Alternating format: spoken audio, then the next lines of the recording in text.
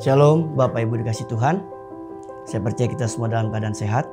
Dan selamat datang di acara Ngeteh. Apa itu Ngeteh? Yaitu ngobrol teologia. Tujuannya adalah supaya setiap para pejabat di DKI memahami pengajaran dasar GBI yang sudah kita ketahui selama ini. Untuk itu, selamat mengikuti tayangan ini seperti kita menikmati secangkir teh dengan santai. Tuhan memberkati.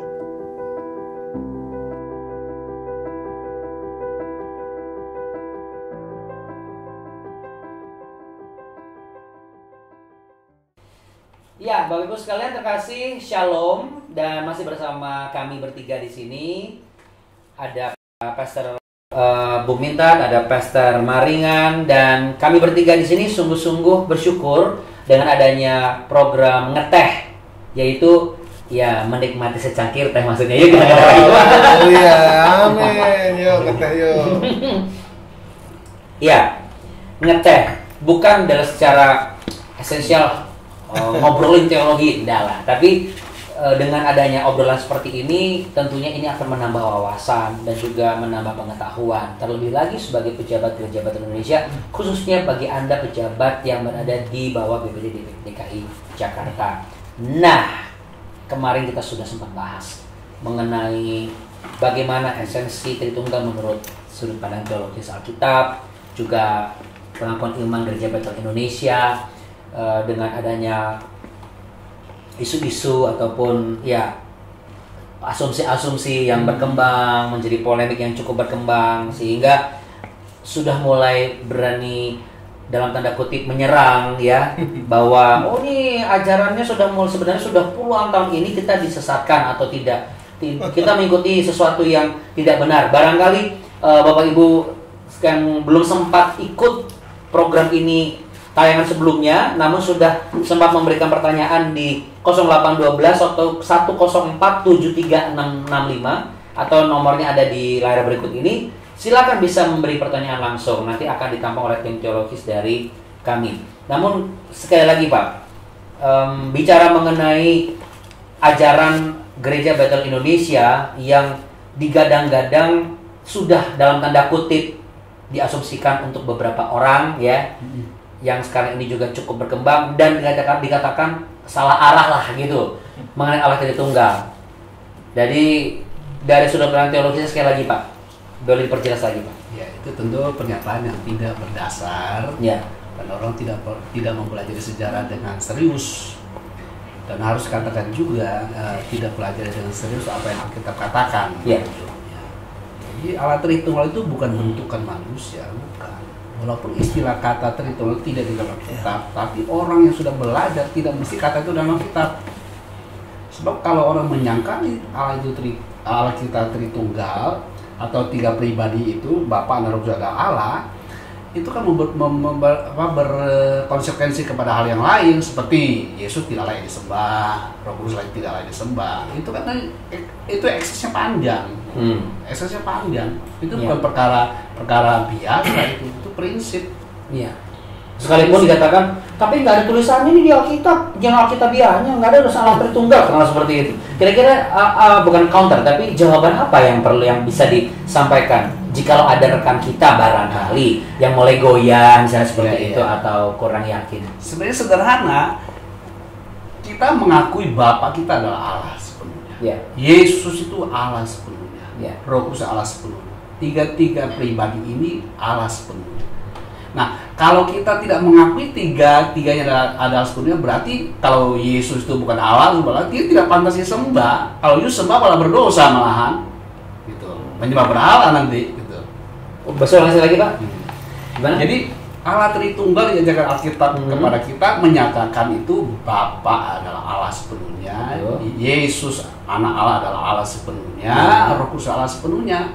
Nah, kalau ada orang atau jemaat atau orang Tuhan yang tidak mengakui ketiga pribadi, salah satunya atau salah duanya, atau biasanya salah satu salah duanya, tidak mengakui akan keilahian dari tiga pribadi ini, itu berakibat fatal.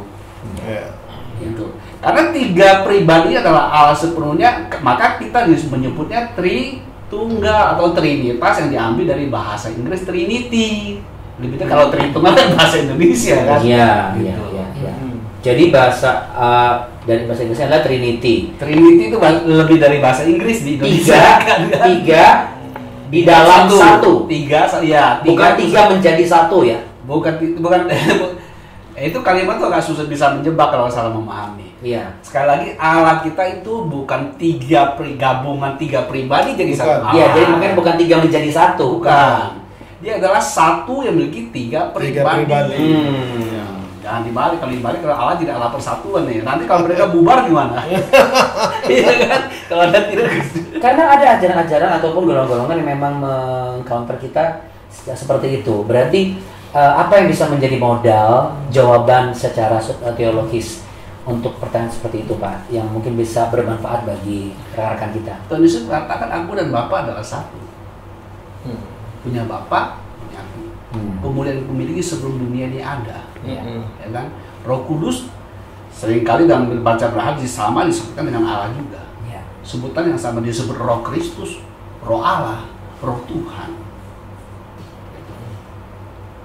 Itu sudah jelas. Makanya kita tidak boleh juga menduakan Roh Kudus, karena menduakan Roh Kudus berarti menduakan hati Allah sendiri. Begitu hebatnya. Kalau ada orang berduka Roh Kudus, dia berdosa atau berbicara Roh Kudus, dosanya kekal. Iya, tidak bisa diampuni. Kalau dia bukan Allah, mana mungkin itu kan? Iya. Malah juga kalau nyembah dia malah juga berdosa kalau dia bukan Allah. Sebentar Pak, mohon maaf.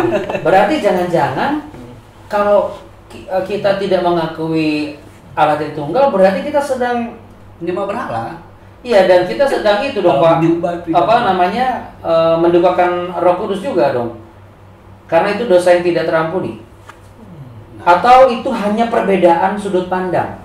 Nah, kalau perbedaan sudut pandang itu sebuah esensi yang sama, maknanya beda-beda. Tapi kalau tidak menerima penyataan Allah yang adanya itu berbeda sudut pandang. Namanya mau-maunya sendiri. Maunya sendiri. Berarti untuk pejabat yang ada di bawah Gereja Indonesia, apa yang harus menjadi pegangan agar tidak mudah jatuh dalam penyimpangan-penyimpangan atau perbedaan seperti ini? Kalau dari pengalaman Pak Maringan sendiri, kira-kira bagaimana Pak? Ya pertama dia memang misalkan mau jadi pejabat aja ada diklat ya, yang materinya ada terkait dengan Allah Tritunggal. Jadi artinya Allah Tritunggal yang dipahami GBI sejak berdiri sampai hari ini, yang percaya kepada 3 pribadi yang esa, ya itu yang dipegang. Karena sebagai pejabat dia dibekali apa dari sinodenya, ya hal-hal yang terkait dengan pengetahuan dasar teologinya, sifatnya apalagi yang teologi mayor tadi yang Pak Mintat bilang yang tidak bisa diubah, ya itu harus dia pegang teguh selama dia melayani di Gereja Bethel Indonesia. Saya kira kalau selama dia berpegang teguh sama itu ya aman-aman aja pelayanannya, dan dia memang sebagai gembala dan pelayan di Gereja Bethel Indonesia, tentu dia juga tidak boleh mengajarkan sesuatu yang bertentangan dengan apa yang kita percaya di Gereja Bethel Indonesia. Bagaimana jika yang bersangkutan tidak setuju atau tidak sepakat?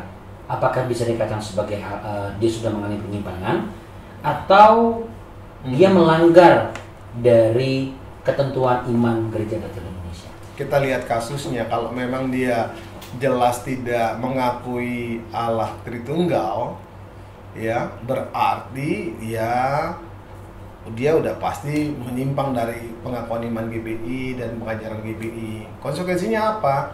Dipanggil, digembalakan. Kalau nggak mau, ya jangan digini, karena ada sanksinya. Sanksi organisasi kita kalau ada pendeta GBI yang mengajarkan sesuatu yang berbeda dengan pengajaran GBI dan pengakuan iman GBI, kalau tidak mau dibina, ya otomatis dia dipecat gitu. Karena kenapa? Nggak mungkin kita membiarkan di dalam satu pelayanan kita seseorang yang mengajarkan yang berbeda dengan kita. Dan harus ditahu dari awal Gereja Bethel itu ya seperti inilah pemahamannya gitu. Nah, yang menarik adalah Pak, ketika seseorang belajar teologi, dasar teologi, lalu kemudian semakin mengerti dan semakin mendapatkan gelar tertentu, katakanlah seperti itu. bicara mengenai satu topik, katakanlah Allah Tritunggal pada saat ini. Apa yang menyebabkan seseorang akhirnya, saya tidak tahu apakah mungkin disadar atau tidak, tetapi ternyata menyimpang dari apa yang sudah diajarkan secara mendasar sebelumnya selama ia menjadi bagian dari organisasi Gereja Bethel Indonesia. Kira-kira penyebabnya apa sih Pak?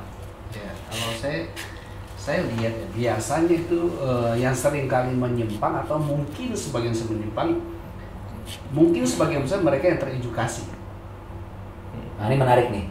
Jadi bukan berarti serta-merta menyimpang ya, tapi teredukasi. Maksudnya teredukasi di dalam GBI. Mereka terdidik secara teologi. Oke. Tetapi teologi yang dimana dia itu punya pemikiran yang terbuka. Dia tidak punya bingkai kebenaran yang memagari pemikirannya dia gitu. Nah, ketika dia menemukan ada ada beberapa ayat sepertinya kontradiksi, ya, dia merasa dia cuma mau menjelaskan secara asumsi rasionalisasi terbatas gitu. Disitulah terjadi penyimpangan. Dia berkesimpulan ternyata Allah cuma satu pribadi. Gitu. Roh Kudus itu adalah Yesus itu sendiri. Karena dia menemukan ayatnya sepertinya pribadi yang satu bicara pribadi dua, tapi dia mengatakan dia pribadi itu juga dia tidak mau masuk, dan dia bisa kita dimensi sebab akta di dunia sangat terbatas untuk menjelaskannya. Allah itu bisa di dalam itu dan dia bisa, kita bisa dalam dia bisa di dalam kita. Coba bayangkan barang apa itu? Dia bisa di dalam, dia bisa dalam dia. Coba dimensi apa bisa dipakai di dunia ini? Kita ada dalam dia dalam kita. Coba dimensi apa gitu? Ya kan? Jadi ketika para pemikir-pemikir yang sudah sekolah, pertama mereka terima, lalu karena dia punya pikiran yang dibiarkan terbuka, tidak ada pagarnya, maka mereka berkesimpulan lah, mengatakan dia sudah berkembang, menemukan kewahyuan. Ini menarik. Sebenarnya karena dia terjebak oleh sebab akibat terbatas. Ya, tapi ini menarik sebenarnya ketika menemukan satu pemikiran terbuka. Justru dengan adanya iman Gereja Bethel Indonesia ini akan menjadi pagar untuk tidak cross the border gitu ya. Iya betul. Jadi kita boleh menggunakan rasio kita semaksimal mungkin, tetapi jangan lupa hikmat manusia dalam hikmat Allah. Oke? Tidak mungkin dia bisa dengan hikmatnya terbatas bisa mengenal hikmat Allah yang tak terbatas. Kita boleh gunakan rasio semaksimal mungkin, tapi sadari pagari teguh bahwa Yesus itu Allah sepenuhnya, Bapa itu Allah sepenuhnya, Roh Kudus. Tiga pribadi itu masing-masing berpribadi masing-masing, tapi mereka adalah satu. Jadi kalau sudah begini, saya menemukan ayat kontradiksi, saya tidak mungkin menafsirkan bahwa oh ternyata Allah kita cuma dua pribadi. Enggak, karena saya pagarnya adalah Allah saya adalah tiga pribadi. Apakah sejalan dengan korelatif nggak dengan simbol segitiga? Ya, segitiga atau simbol analogi yang lain bisa menolong kita dalam kadar dan batas tertentu. Ya, tidak bisa kita menjelaskan sepenuhnya, tidak bisa. Nggak sempurna. Tergantung dari konteks apa penjelasannya. Penjelasannya jangan terlalu semuanya, kalau misalkan itu tabrakan juga. Sebagai contoh Pak, contoh praktis Pak. Kalau contoh kasus ya, kalau orang suka gunakan matahari, ya. Matahari ada materinya, ada panasnya, ada sinarnya, ya. Nah kan, nah kalau cuma sinar sendiri, matahari bukan? Wah itu. Gimana tuh Pak? Iya kan? Itu memang tapi itu terbatas. Iya. Saya paham. Kita begini, kalau saya memberi sebuah statement ya, tiga pribadi ini saling memiliki. Satu di dalam satu yang lain atau sebaliknya. Tidak bertabrakan, tidak bertentangan. Bisa dibedakan. Tapi juga punya tingkat perbedaan juga. Makanya ada sekali mengatakan, ini kalau berdosa kepada anak atau berapa, dosamu diampuni.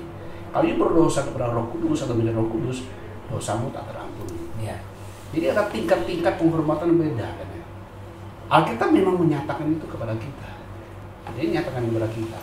Jadi dia pribadi yang satu, kita bilang sehakikat, setingkat, sederajat. Lalu orang menemukan ini. Buktinya Yesus mengatakan, Bapa lebih besar dari aku, bingung dia kan. Jadi berarti kalau jadi akhirnya penafsirannya banyak karena dia tidak memakai pikirannya, gitu. Memang ketiga hal ini para teolog lah harus menolong menjelaskan ayat-ayat yang mendatangkan sebuah persepsi yang berbeda dari pemahaman itu perlu dijelaskan.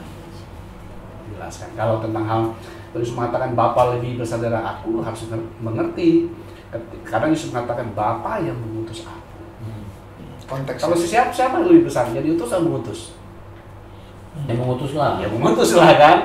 Gitu. Tapi kita nggak boleh langsung menaruh tentang kealahan bahwa Yesus itu adalah Allahnya kurang.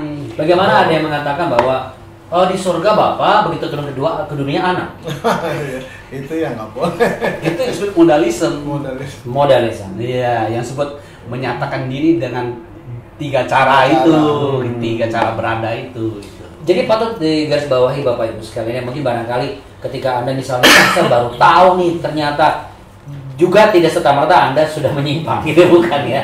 Karena memang hal-hal seperti ini tetap harus diedukasi dari hari ke hari, waktu ke waktu. Untuk itu, Pak Maringan, sebenarnya seberapa penting sih pengajaran dasar mengenai Allah Tritunggal ini kalau dari sisi organisasi?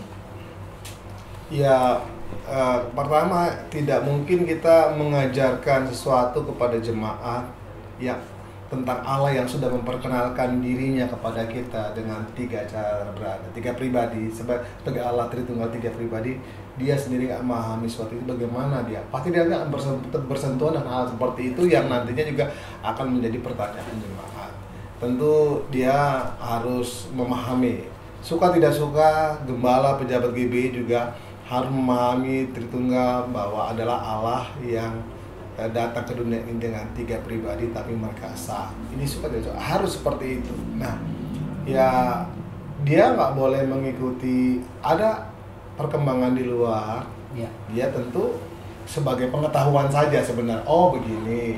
Ya, misalkan Unitarian itu sudah ada lama sama dengan Trinitarian. Kemudian Unitarian itu berkembang secara modern di tahun 1913 dari Oneness ya, Jesus Only ya. Yang tadi itu Yesusnya Allah Esa tapi jadi Bapa itu Yesus itu Roh Kudus itu Yesus, jadi begitu ya. Jadi itu bukan yang baru juga, dulu udah ada gitu. Jadi bukan baru saja ditemukan, bukan baru ditemukan, rata-rata sebenarnya sih hampir yang muncul viral itu bukan hal-hal yang baru. Sebenarnya itu udah zaman dulu udah digumuli. Jadi kalau dibilang misalkan ada yang mengatakan bahwa Tritunggal itu tidak biblikal, siapa bilang?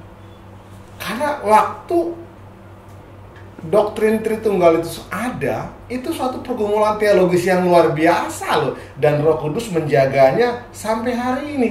Dan itu bukan hal dan proses yang mudah. Bukan yang mudah, demikian juga di GPI. Om Ho dan para pendiri GBI, senior-senior kita, kenapa sampai merumuskan pengakuan iman GBI yang berisi juga adalah Tritunggal? Itu bukan kata suatu pergumulan teologis juga yang dasarnya semua ada Alkitab. Selama dasar dari Alkitab biblikal, jangan dianggap nggak biblikal ya Pak ya. Jadi biblikal bukan berarti harus ada tercatat ditulis Alkitab ya Allah Tritunggal. Allah Tritunggal. Ya. Gitu. Emang kalau nggak tertulis berarti harus ada tertulis apa lagi yang lain Pak? Sakramen perjamuan. Sakramen itu tidak ada di tulisannya di Alkitab, nggak ada, tapi esensinya kita mengakui kan ada sebagai sakramen. Ya? Iya itu. Jadi intinya yang tadi Pak ngomong itu adalah bahwa sadari bahwa Allah Tritunggal itu bukan hasil temuan para teolog atau para bapak gereja. Nah, mereka hanya menyimpulkan apa yang ditulis dalam Alkitab. Oke, mau izin Pak, saya ulangi. Jadi pengertian Allah Tritunggal yang menjadi salah satu dasar pengajaran iman Gereja Betel Indonesia bukan hasil temuan bapak gereja atau para teolog, tetapi dalam murni dari Alkitab. Mereka pendahulu kita hanya merumuskan apa yang sudah dinyatakan Alkitab. Dan tentu perumusan itu tidak mungkin di luar dari Alkitab ya. Iya. Pasti berdasarkan Alkitab. Kita juga tidak mau lah kalau orang merumuskan sesuatu yang berbeda dari Alkitab, karena masing-masing punya Alkitab. Jadi apa yang dimasukkan oleh Pak Bun itu kan memang di Alkitab sudah jelas. Allah itu udah, kalau baca-baca dari itu udah jelas dia adalah Allah yang menyatakan ini dengan tiga pribadi. Yang paling jelas kan waktu Yesus dibaptis, ada Roh Kudus dalam bentuk suara, ada Bapa. Itu jelas ketiga itu muncul secara bersamaan tetapi tetap esa gitu ya. Jadi kalau istilah Tritunggal itu adalah istilah yang dibuat dari rumusan kata bahasa Pak Mun. Rumusan.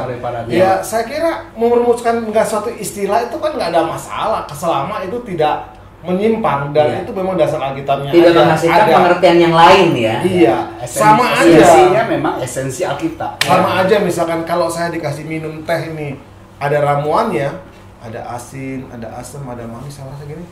Ih, rasanya nano-nano. Rasa nano-nano itu suatu istilah. Suatu istilah untuk ini. Iya. Tiga rasa. Ya, lebih dari satu. Kira-kira seperti itu ya. Kira-kira seperti itu ya. Iya. Jadi sebenarnya ada yang lebih esensial sebagai pelayan Tuhan, sebagai pejabat gereja Batu Indonesia. Ada yang lebih esensial. Nah, mohon izin untuk membagikan kira-kira apa yang harus dilakukan secara aplikatif. Sederhana. Bagaimana memahami alat Tritunggal itu bermula bagaimana you terima atau tidak pernyataan Alkitab. Ini menarik sekali. Ya. Terima enggak? Iya. Pernyataan Alkitab ini bahwa alat Tritunggal. Iya. Sama dengan terima enggak ketika kita masuk ke organisasi gereja Batu Indonesia. Ya, terima enggak pengakuan imannya gitu kan seperti itu. Jadi ketika saya datang ke rumahnya Pak Bun dan juga Pak Maringan, Pak Bun kasih teh, terima enggak tehnya? Ya kalau terima ya minum lah, ya kan? Makanya kita minum lagi.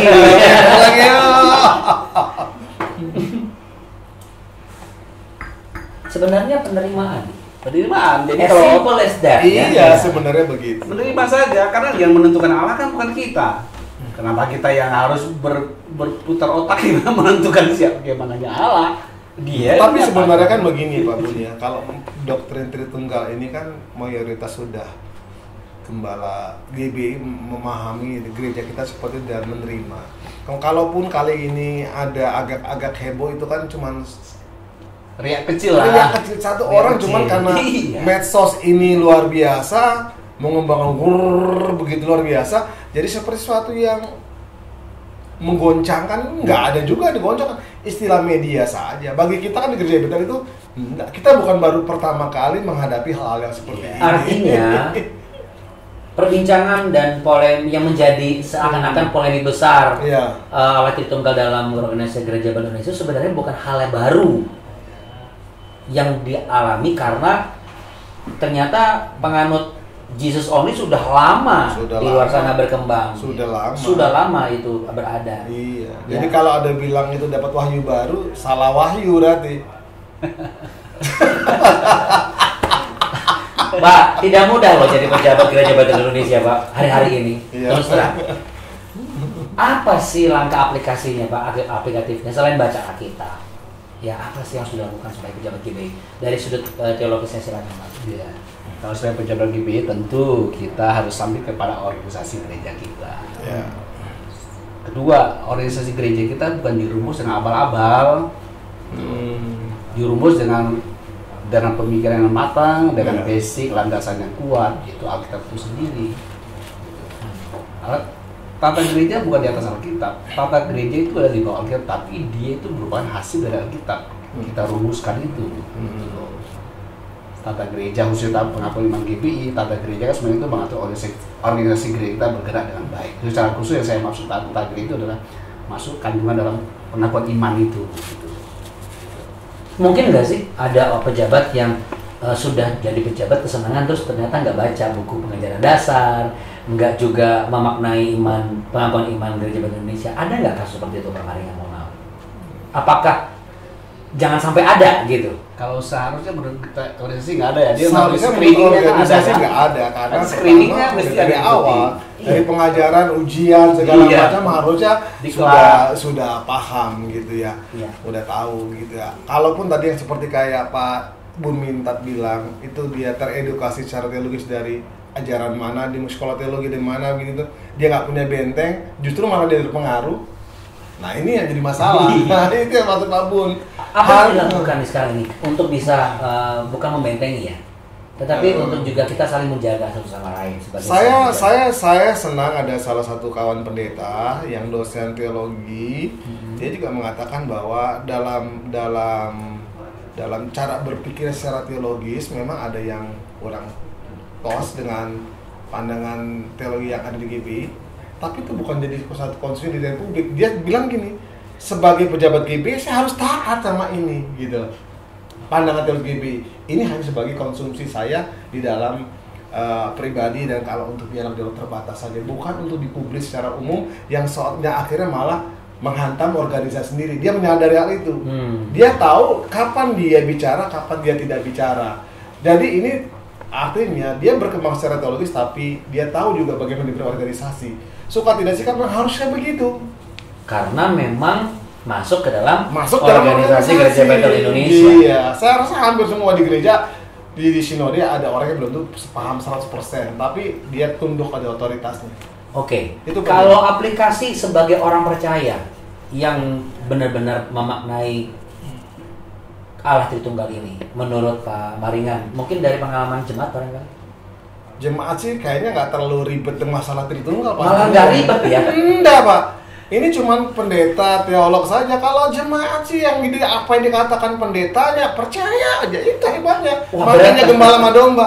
Makanya kalau gembalanya nggak ngerti, repot. Pokoknya apa yang disampaikan gembala di mimbar, pokoknya itu jemaat percaya, udah. Jadi Bapak Ibu sekalian terkasih, justru bukan modalnya ada di kita. Iya, gitu. Jadi kalau kita melihat secara sudut pandang, Allah saja menyederhanakan bagaimana cara menyelamatkan manusia. Lalu untuk yang belum sempat berkesempatan sekolah teologi, Pak, yang harus dilakukan dan dipertahankan kira-kira apa, Pak? Dari pengalaman Pak Bun. Kalau untuk rekan-rekan pejabat, ya. Nah, sekarang kita bisa otodidak, betul. Tapi jangan lupa kita punya lembaga yang menaungi kita. Ya. Belajar di sana atau timbalah informasi dari sana supaya kita tidak menyimpang dari kerangka kita bersama. Gitu. Ya. Dan adanya ngobrolan teologi ini salah satu caranya. Iya. Salah satu cara. Gitu. Ya. Kan semua orang kalau bilang teologi, semua orang menjadi teologi. Ketika kita bicara teologi, kita bicara tentang teologi. Jadi bukan menyatakan sana sesat, sini benar, bukan ya. Tapi setiap orang punya pemahaman dan juga kesimpulan hasil rumusan-rumusan yang disepakati. Akan sesat kalau dia sudah melanggar. Iya. Kalau yang non sekolah teologi yang otodidak sih, saya juga menyarankan kalau otodidak carilah bacaan-bacaan yang terkait dengan teologi Pentakosta atau karismatik.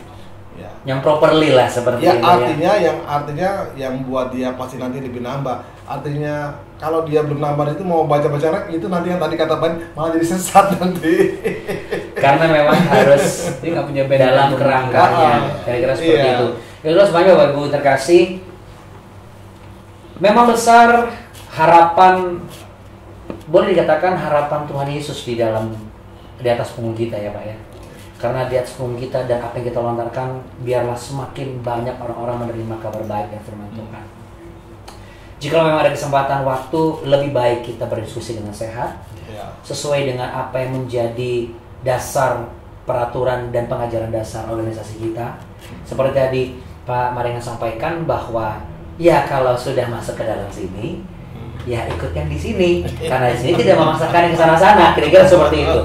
Jadi bukankah kita semua adalah anugerah? Jikalau sampai hari ini kita masih mengizinkan untuk bisa melayani jemaat kita dan bernaung di bawah payung organisasi Gereja Betel Indonesia. Amen. Saya rasa itu semua bukan kebetulan, anugerah. Amin. Karena saya pun bertemu dengan pribadi Allah dan pertobatan saya adalah melalui organisasi ini. Amin. Ya. Tapi bukan berarti di luar ini sesat atau ini juga sesat di luar mereka, enggak. Tapi saya percaya sesat adalah ketika kita keluar dari rumah kita sendiri. Ya, kalau dari Alkitab. Kalau dari Alkitab, apalagi ini kalau sudah pernah teologi begitu. Jadi memang benar. Jadi bukan Allah Tritunggal tiga dengan tiga cara, tetapi Allah yang tiga pribadi namun saling berkaitan satu dengan yang lainnya. Iya kan? Ya, saling terkait. Satu bilang. Tidak terpisahkan. Tidak terpisahkan. Bisa dibedakan. Bisa dibedakan. Saling mengikuti. Juga bisa terlihat perbedaannya. Nah itu dia. Unik. Tanya paradoks, tapi bukan bertentangan. Nah, mungkin ini menjadi pertanyaan yang menggugah dan membuat Bapak Ibu, saya pengen tanya lebih dalam lagi. Silakan tulis langsung ke 0812 104 73 665. Sekali lagi 0812 104-73665. BPDG Jakarta memiliki hotline di sana, ada bisa tulis WhatsApp, dan juga mungkin bisa dijual pada pastor meminta, Pak, saya mau tanya langsung, boleh. Ke Pak Maringa secara organisasi, silakan. Ya. Namun yang pasti, Ngobrol Teologi adalah program memang digelontorkan oleh BPD GBDG Jakarta, khususnya bagi Anda pejabat yang ada di sekitar DKI Jakarta. Amin. Agar kita sama-sama terpelihara dengan baik. Amin. Dan kita dapat menuntaskan amanat agung bersama-sama. Saya Andi Otniel, sampai jumpa. Pak Bu, terima kasih banyak. Sama. Habis ini kita langsung naik kuda, Pak ya. Apa naik motor? Kuda 4 roda. Pak Marikan, terima kasih banyak, Pak. Sekali lagi, biarlah kita sama-sama terus solid menjadi satu organisasi sampai kedatangan Yesus kali yang kedua. Tuhan Yesus memberkati. Shalom, terima kasih. Yuk kita ngeteh lagi, Pak. Silakan, Pak. Amin, amin.